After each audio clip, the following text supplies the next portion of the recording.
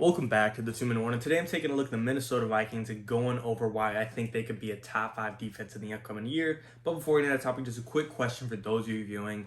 Where do you think Patrick Peterson ranks amongst quarterbacks today in the NFL? I know last year wasn't his best, and I'm not asking you to give him an exact position of ranking of number 8, 9, 12, whatever it is, but just give me a range. You think he's still top 10, top 15, top 20? I think he's going to have a pretty good year this year, feeding off the Vikings talent around him and being on Mike Zimmer, a very defensive-minded head coach. I do think this will be a good year for Pat Pete. So give me your opinions, but getting straight into it, looking at this Vikings team last year they definitely didn't live up to the hype, but it wasn't all necessarily their fault due to the injuries just not going their way. This year, though, it's going to be completely different. I'm a huge fan of Danielle Hunter, top 10 edge rusher. You can make the argument he's top 5 or 6.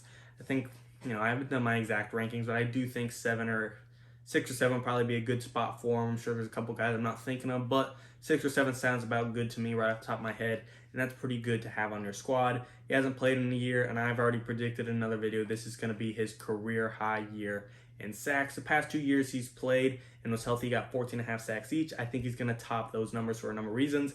A, he's going to be playing 17 games. It's an extra game than usual. B, he hasn't played in a year, so he's going to be hungrier than ever to get on that field. And C, just the defense of talent around him is going to be better than ever, and I do think they're all going to feed off each other, especially with the Vikings getting Patrick Jones in the draft to help get behind them.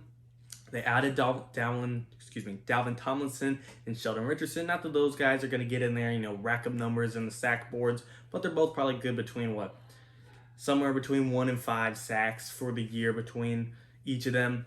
Again, they're not sack guys, but they're going to be big guys that could crowd the box and just really bring a lot of attention towards themselves and open up some one-on-one matchups for Danielle Hunter to get in there and rack up some numbers. So I'm liking the pass rush. Linebacker core, Eric Hendricks, a lot of people have him as the best running linebacker in the league, but no matter what, I don't care what type of critic you are, analyst you are, sports talk show you are, broadcaster you are, no one doesn't have Eric Hendricks in their top 5 linebackers, and therefore there's some of your top 5 talent. You could argue that Anthony Barr and Eric Hendricks are the best linebacker duo in the NFL. I'm not saying they are, but you can make the argument. I'd probably give it to either maybe them or the Bucs are pretty good between Levante David and Devin White.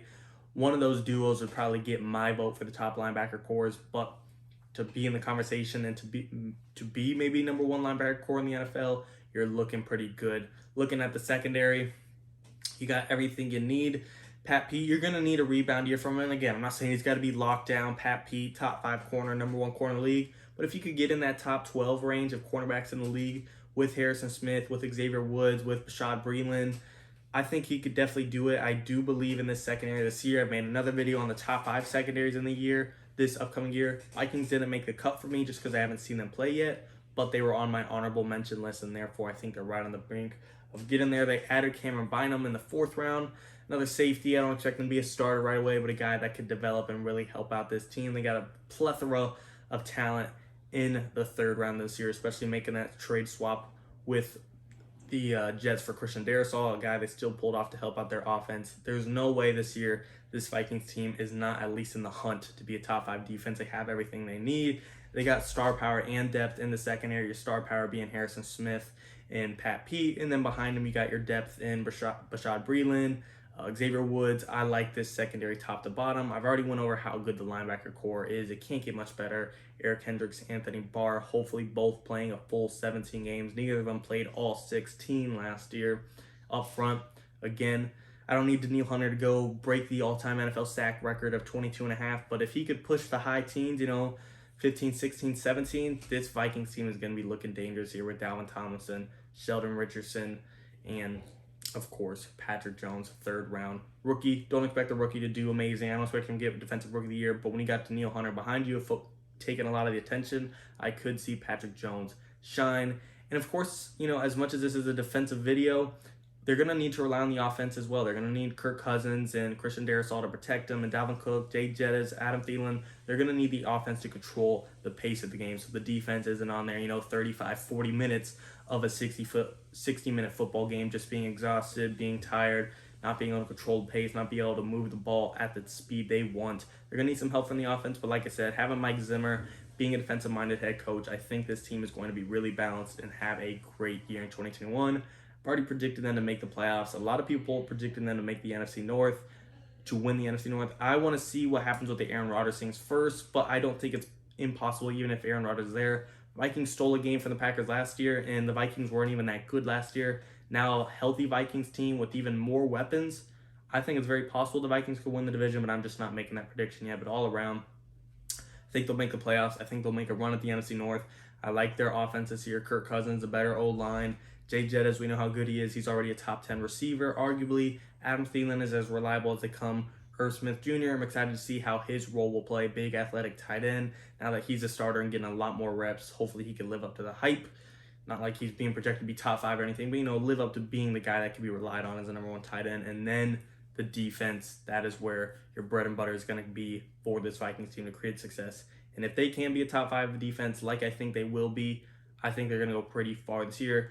And top 5 is not easy. You got the Rams always out there, the Steelers, Bucks, Washington, and there's a couple other teams that are sneaking in. The Broncos, Ravens, Giants. There's a lot of good defenses out there. We know how good the Bears are. It won't be easy by any means, but I do think this Vikings talent can be top 5, and at the bare minimum, I do think they'll be top 8. There's just no way they don't crack the top 10 this year. I think they're already top 10. There's no way they fall outside of it, and to me, there's no way they're not either in the top 5 or literally sitting outside of it at number 6 or 7. I like the Vikings a lot this year. I like the defense this year. I like their offense this year. Not a Vikings fan, but I like to be unbiased, and I got to say I like what they're doing this year, and I would not be surprised if they are a dark horse Super Bowl team. I've already predicted them to be, but I wouldn't be surprised if they seriously, knock out a Packers in the playoffs, a Bucks in the playoffs, a Rams in the playoffs. I just don't see a lot of problems and a lot of holes on this team. They're well-rounded all around, and therefore I think they're going to go far, especially because of their top 5 defense. But as always, I do want to hear from you guys. Do you agree or disagree that the top 5 defense, you think maybe they could fight for number 1? Or do you think I'm not even close and they are not even a top 10 defense? You guys let me know. Do you agree or disagree with my take? And referring back to the question today, where do I rank Pat Pete amongst cornerbacks? To me, I don't think he's top 10 anymore. There's just some top tier guys out there that are still in their prime. Ramsey, Jair, Alexander, Xavier Howard, Tre'Davious White, Marlon Humphrey. This isn't in order. I'm just going off the top of my head. Marshawn Lattimore, James Bradbury, Marcus Peters. These are guys that I do think are better than Pat P at this point in their careers. Again, I know I'm leaving a couple guys off, but again, that was just off the top of my head. That was 7 or 8 guys right there that I just don't think he's with anymore. I think he could be top 15, but he's not top 10. To me, he'd be sitting in that 12 through 18 range for me personally, but we'll have to see how it goes. You guys tell me your thoughts as always, and of course I truly appreciate it. Thank you for watching. 2-minute warning.